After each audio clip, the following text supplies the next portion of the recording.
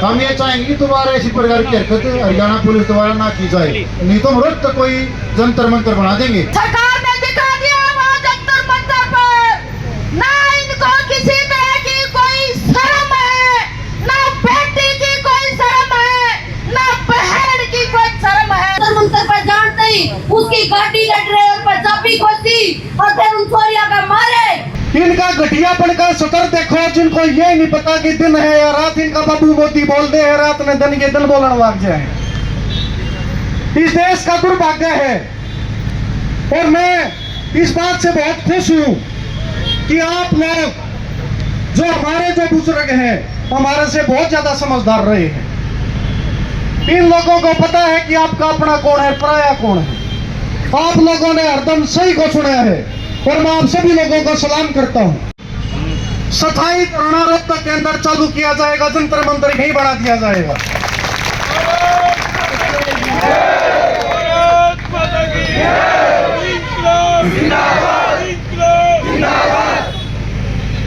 Detain करने के बाद सोशल मीडिया पर वीडियो चलती है और बीजेपी के 2 रुपए दिहाड़ी वाले लोग उसके ऊपर कमेंट करते हैं, जो ब्रेनलेस मूवमेंट का जो हिस्सा है, और वो करते हैं कि जयदेव को क्यों गिरफ्तार किया गया। आपका सवाल जायज है और हम आपकी सरकार से सवाल पूछने के लिए आज यहाँ आए हैं और सरकार को और प्रशासन को आज ये जवाब देना पड़ेगा। आज आप सभी लोग अपना कीमती समय निकाल के अपने वाहनों में पहुंच के आपने आज इस देश के संविधान की सुरक्षा के लिए जो पहरेदारी दी है, मैं आप सबको क्रांतिकारी सलाम देता हूं। जय भीम, जय भीम। आप सभी को धन्यवाद, राम राम। और जो 1-2 साथी हमारे साथ आए हैं, विशेष तौर पर मैं आरती बहन, जिनको परमात्मा ने पूरा नहीं उतारा पर उनका जिगरा इस देश के सभी क्रांतिकारियों जितना है, मैं बहन के लिए स्पेशल धन्यवाद करता हूं। और फौजी साहब जो ऑन ड्यूटी होते हुए ड्रेस में आपके बीच में खड़े हैं, इनका जमीर जिंदा है। ये भाई ये जो आज आपके बीच में आए हैं, ये अपना मान के आपके बच्चों को अपना मान के आए हैं, ना तो बढ़िया तनख्वाह लग रही, बढ़िया नौकरी मिल रही है। तो मैं आप सभी का धन्यवाद करता हूं। मैं क्रांतिकारी बहन को आमंत्रित करता हूं, 2 विचार वो भी दे और उसके बाद आगे की कार्रवाई को अमल में। दर्शन में उपस्थित सबसे पहले अपनी माताओं को सलाम करती हूँ। सलाम है आप सबको। और आज ये वक्त ऐसा आन खड़ा हुआ है कि हमारे बच्चों पर संकट के बादल मंडरा रहे हैं।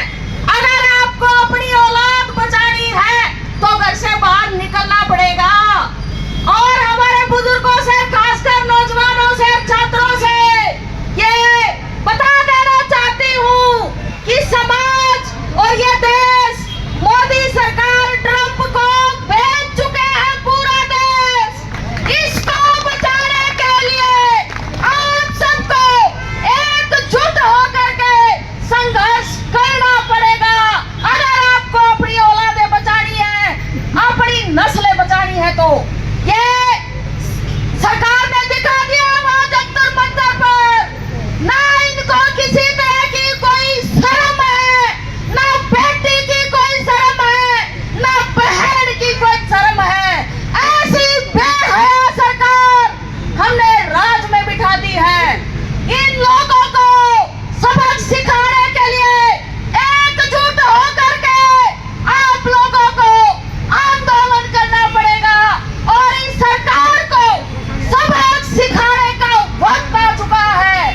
उनको डिटेन किया जा रहा है, यह हमारी आवाज दबाने का गलत प्रयास किया जा रहा है। हम ये चाहेंगे कि दोबारा ऐसी प्रकार की हरकत हरियाणा पुलिस द्वारा ना की जाए, नहीं तो हम तो कोई जंतर मंतर बना देंगे। पूरे प्रशासन से मेरी हाथ जोड़कर रिक्वेस्ट है, अगर जयदेव डाकर ने गिरफ्तार करना चाहते हो तो सारा भाईचारा ही नाच गिरफ्तार करवा का जगह कर लो।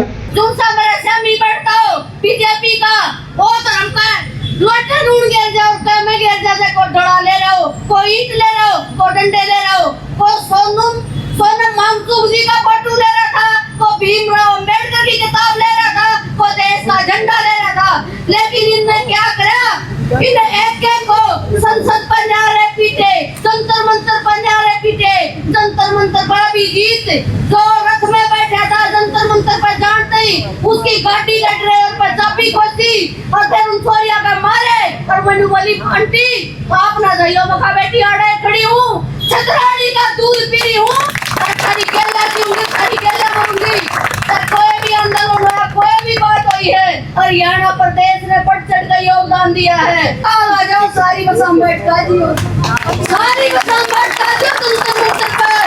और सुने उनने क्यों कन्या पालड़ा हमने पंगा लड़ा रू को ने मारे उनके पलड़े पीछे वो काजी कर दी पला गए गाड़े रहे उगाड़े गाड़े का जिक्र के कांग्रेस सारे भी उगाड़े आगे सही है पुतो तो सारे एक बराबर हैं कोई सा दूध का तो है दी इन्हें सारी गंदगी वही जनता का शोषण करते मैं नहीं कर दूंगा मैं करना धरना कुछ नहीं है ये सारे देखे बड़े करने हो जाओ सारे जने जो अपने अधिकारों का डाका डाला है हमने उसके ऊपर डाका डालना पड़ेगा जब हमारी बात मानी जाएगी। धन्यवाद।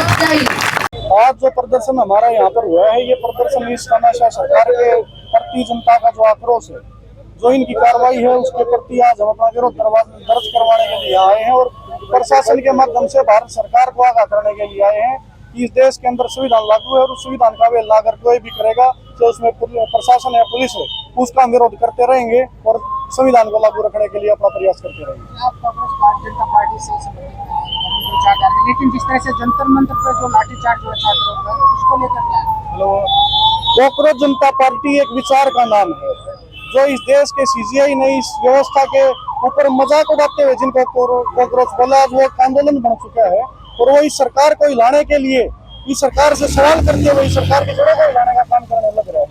आज अगर आप देखोगे जो 20 तारीख को जो लाठीचार्ज किया गया और कल रात की भी हमारे पास खबरें आ रही हैं कि वहाँ बच्चों के ऊपर आंसू गैस के गोले छोड़े गए हैं उनके ऊपर लाठियां बांधी गई हैं।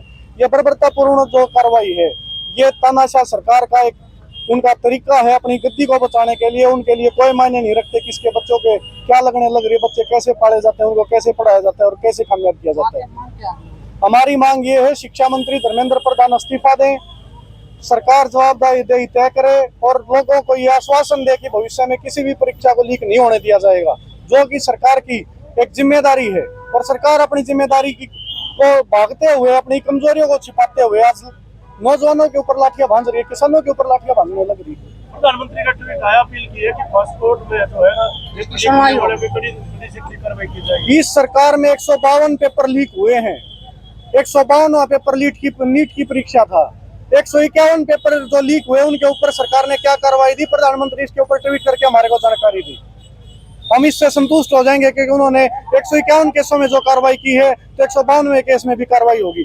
अपनी गद्दी को बचाने के लिए प्रधानमंत्री आज झूठे ट्वीट करने लग रहा है।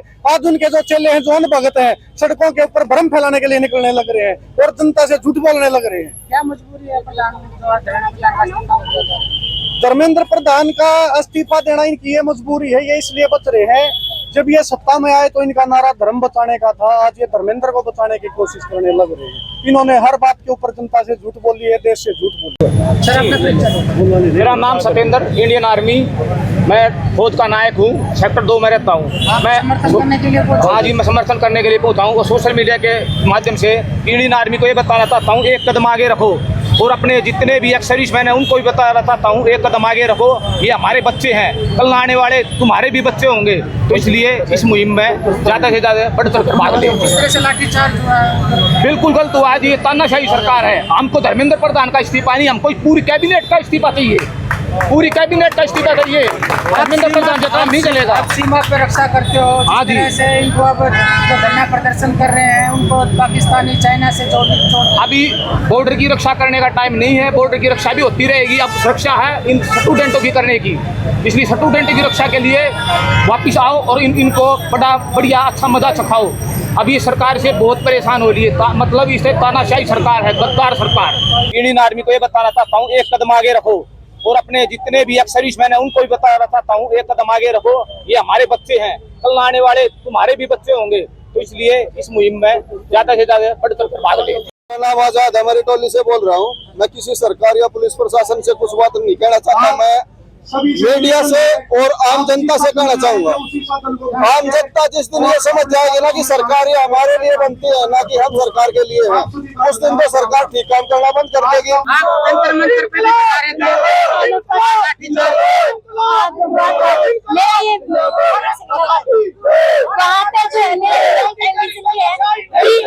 जितने भी